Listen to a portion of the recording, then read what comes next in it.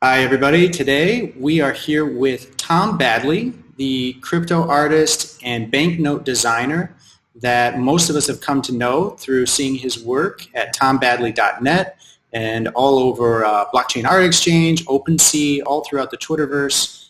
And he's one of the most unique artists with what he brings to the table, his particular skill set, and also the tools that are at his disposal, which we're going to learn about on this discussion today. So we've been working with him at Bullionix for quite a while now.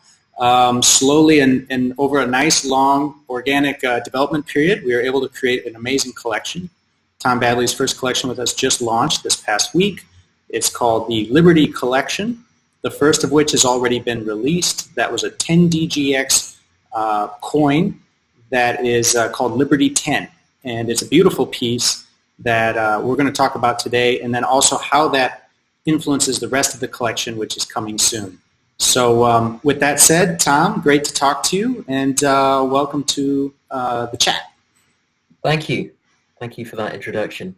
Yes, and so yeah, we've gotten to know each other quite a bit through the last, I'd say, few months, and it's been a real pleasure working with you. When we talk about kind of how we came to even connect, I guess it was originally through Twitter, and you were one of the first people when we went live announcing Bullionix. You were one of the very first people to react to that and show interest, and then we kind of started a dialogue from there. And yeah, I think the results are really exciting. It's a little bit different than a lot of the other works you see on our website, on our DApp, and it's almost like a real coin in a lot of ways. And people know you as the banknote designer. So maybe you want to speak a little bit about what you usually do and then what you did different here with Bullionix. Most people in the space have seen my work, and it's focused around banknotes. In my life, I've had experience in both areas, in coins and banknotes. Basically, anything that looks like money is of interest. I've been a coin collector for a long, long time, and specifically gold and silver coins. So this is why it was perfect to work with you. For an NFT, it was fair game to just pull from numismatic, from coinage history, like an image of a gold coin, which I think is iconic, which is that Liberty head. Mm-hmm. And sort of that puts you in the place of constitutional money, gold and silver being somehow like the right thing. Yeah. And then Swiss coinage is Switzerland has always been a safe place for the most part, and has always had a strong connection to gold and silver, so that influenced the wreath on the other side, and that's a theme that runs through the four coins in the collection. Right. So each one has a different wreath, and they're all related to Swiss coinage, though, originally, correct? Yeah. On the other side, you can't see, but I'm surrounded by coins here. Yeah, that's the interesting thing I learned working with you is you're quite the coin collector. Like you are serious. You know your coins.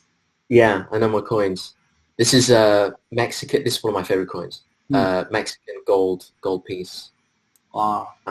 Absolutely beautiful. That is nice. But this is the kind of the thing that you're trying to capture in the 3D world, is that sort of that kind of finish.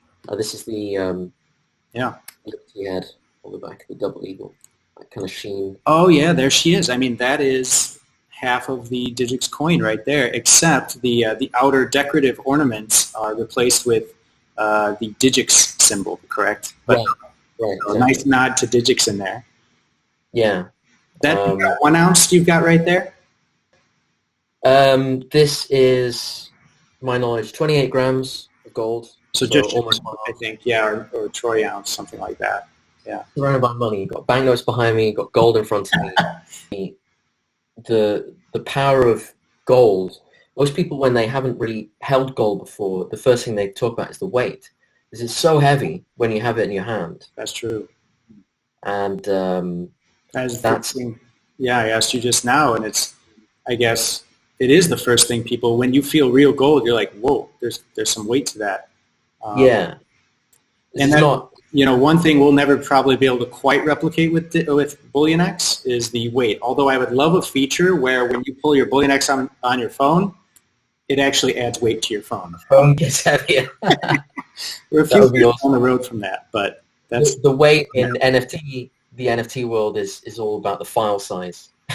Yes. High resolution, serious file sizes, of which we definitely have.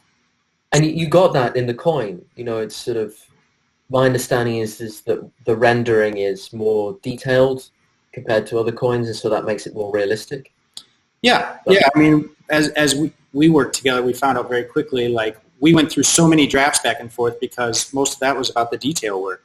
And from the user experience side, if the people watching this have used Bullionix, and if they haven't, they should check it out because it's mobile friendly, and the idea is just like you hold that gold coin in your hand, it's mobile friendly because you want to hold that Bullionix coin in your hand. Regardless of the weight, you can pinch with your thumbs and zoom in on that and check out the fine details just like you would in, that's what we do with coins, right? We examine them, we turn them over, and we're trying to replicate as much of that as we can with a sort of digital tangibility. And I think your designs capture that in a way that, there's two ways to go. You either try to replicate the real world and bring it to the virtual, and there's something to be said for that, or some of our designs we go like to the moon and back with craziness and, gravity-defying designs or something like that. What I like about yours is it's a very inspiring nod to where we've come from, and at the same time, it's definitely a pure Bullionix play in that it's where we're going. And, I always think about gold has had a place for 5,000 years in our civilization, and I really hope, what we're doing with Bullionix is not just about buying a cup of coffee with blockchain coins, but about gold having a place in this growing metaverse and virtual world that we're all building together. So I think what you've designed brings a certain integrity with it, and that's, I think, important to bring along. So yeah, I think that's the aim of the game. Like, I think that the word in my work that I kind of aspire to is authenticity. Like, it's got to be authentic on some level. And so one criticism of the coin design, you could say, it's too traditional, it's like it's all like old school. But that's like really intentional because it's more true to gold, and it's true to the kind of honors the history. I always want to be able to do that. I always want to be able to celebrate the thing that I'm representing. And so it has to be on some level authentic, and it has to be use some process or some technique that has been used in that sphere. Well, and that the banknotes as well. Yes, I was going to say that immediately brings to mind the work you're famous for, which is highly skilled. You're bringing back like engraving, I guess would be the right word, and you're doing it in a digital way, but it's handcrafted work that you're bringing back to basically to NFTs, and you're making it digital. So yeah, that's one thing that's because that engraved portraiture, that's what makes the banknote in a way. That's like the backbone of the banknote design. And is your background, which not everyone watching may know, you are a banknote designer in the truest sense. So that's where you kind of, that's your specialty. Yeah, that's my industry experience of working in the banknote industry, and so that's where I picked up all the techniques that are used to print these small little bits of paper that rule our life. And it's fascinating. It's a fascinating world because it's printmaking on a level that isn't used in any other part of life. And that's what gives these pieces of paper, this paper money, that unique feel. You won't be printing these. That sheet behind you was not printed on a Hewlett-Packard, so to speak. No, it's not. It's not just like pressing a button and away we go. The notes behind me were produced using printing plates, using a press. Yeah, it's a lot of work to lift something off a screen and then get it to the point where it can actually print on a press. It's a whole different ball game, and but I love every step of it because it's very precise and it's very dainty and it's very detailed. When it comes to print, it's messy. It's messy. The chemicals smell. Yeah. It's industrial. It's hard work. There's a lot of heavy lifting to be done. And I love those both sides, the two sides of it. There's the very kind of artistic side. There's the kind of physical side. And that goes for printmaking in general. But that's especially fascinating about the banknote industry, where a clean design studio behind every clean design studio is a messy, dirty, smelly factory where these things get made. It's lifted out of its context, like it's like I've wrung all the fiat out of the banknote, and what's left is just the art. Is the good part. Yeah, it's the good stuff. Yeah, and that's the thing that is the thing that fascinates me, and what fascinates a lot of people about paper money is that they're these objects that, yes, they have this use, this utility, but it's this incredible artistry on them. Yeah. And that's the thing that is sort of that I've condensed and managed to put in my work. And it's a very short list of projects that take full advantage of what blockchain and decentralization is bringing forward, and this idea of collateralizing real-world objects into the virtual space is one way, but also leveraging the virtual and bringing it back to traditional objects in our real world is fascinating. I love that. Working on different sides of that. So, what is that behind you? I think I have an NFT with the same exact bill that's behind over your shoulder there. That's the kind of West bill, right? Yeah, this is the result of if I can pick this up. Yeah. I'm gonna break the fourth wall or whatever it is, and this is a sheet of again, really old-fashioned design, super old-fashioned, lifted from early 20th century American banknotes, another area that I love. And yeah, it features a hand-engraved portrait of Kanye West, and the currency is DAI, the dollar. It's not one for dollar-denominated cryptocurrency on the Ethereum blockchain. And I'm really proud of this work because it was the first print that I did where I really felt that I perfected the engraving techniques. I'm self-taught. And engraving has a kind of protocol to it. And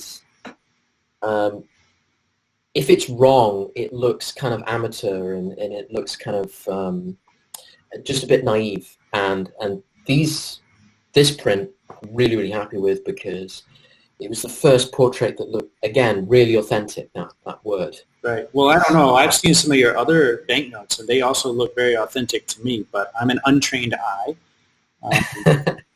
But this is not your first. I mean, you did, I think, another series. What was the name of that first series that became very popular or quite well known through the deplorables?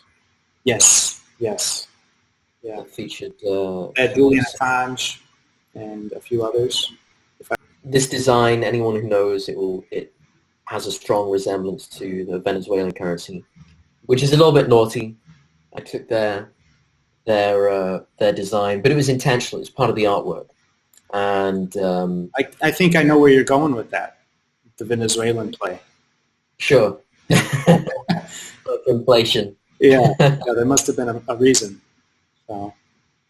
The decision to use the Venezuelan currency came from its association with a society that has kind of lost control of its not just its financial system but its narratives, and so that was a really important thing to express in that series. That's great. I can see that. And then, talking about putting a lot of thought into your work, I mean, that was obvious with what we did with the Bullionix collection, but also right around the same time, I mean, happening right now, you're in the middle of unrolling your new social currency. I believe it's called paper, like a dollar sign paper. Yeah. And so have you put any thought into that, or did you just wing it? Actually, I winged that one. I have a feeling the idea is with the social currency is really a way to. What I want to do is leverage what I already do. The hope is that it involves the community in some way. So this will take the form. Well, it already has taken the form of an NFT, or a series of NFTs that are released every month, that are available to buy for ETH. And for any NFT that's bought, the NFTs have a face value, so they take the form of a digital banknote design. And when they're purchased, the buyer gets the equivalent face value of paper token. Later on, that paper token can be used to redeem a physical version of the NFT that they have. They can sell the NFT, but so long as they retain the paper token, they can use that to redeem a physical artwork that happens to take the form of something that looks like cash, an artwork at the end that looks like cash that will be produced to a similar standard to circulating cash, which is really exciting. It's never been done in the history of printmaking, as far as I know, but the fact this technology is used in my work will make it so unique. When people have these pieces of art in their hand, the difference will be clear compared to digitally printed. Well, we started out with Bullionix. One of the first things we said is this gives us an opportunity to create gold coinage that the gold mints of the world are not producing and have no intention to produce. And I think the same can be said with what you're doing.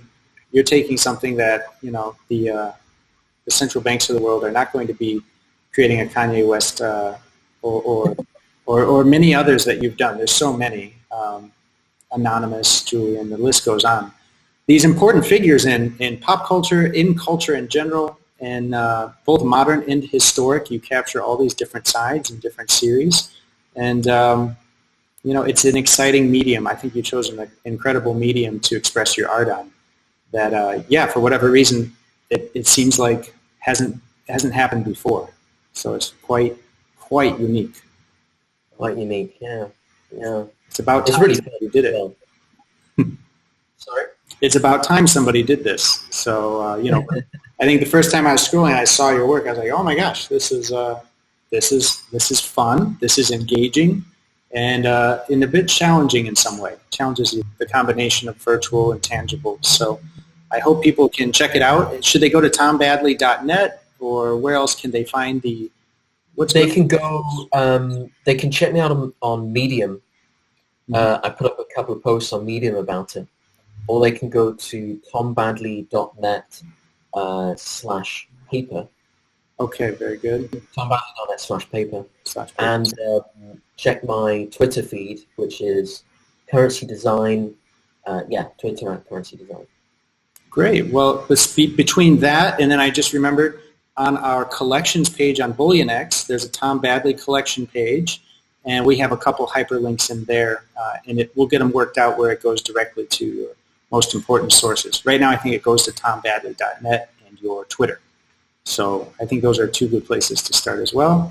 And let's see, the 10DGX is already out. By the time this video publishes, we'll be getting ready to release two more. It'll be the 2 grammer, the 2DGX, and the 5 gram weight, so 5 DGX staked. And, I'm sorry, I misspoke. The 1 DGX is coming out this week, as well as the 5. And then the 2 is in the works. So we got a lot of different weights coming. And it's a beautiful collection, Tom. We really enjoyed making it with you. I think it's already getting a good response. The 10 DGX was a 1-of-1 ultra rare, and it minted right away. One of the guys near the top at the top of our leaderboard just snapped that up right away. and for good reason. So the next few will be a little more accessible. I believe the 1DGX is 25 of 25. So if you're interested in getting one of Tom's first coins, 3D Bullionix coins, you can be ready on Thursday. Every Thursday we're dropping new stuff on Bullionix, and in this case it will include the 1DGX and 5DGX weights of Tom Badley's new collection. So Tom, thank you so much for being with us and for making what you make. Pleasure. Thank you. Thanks for having me.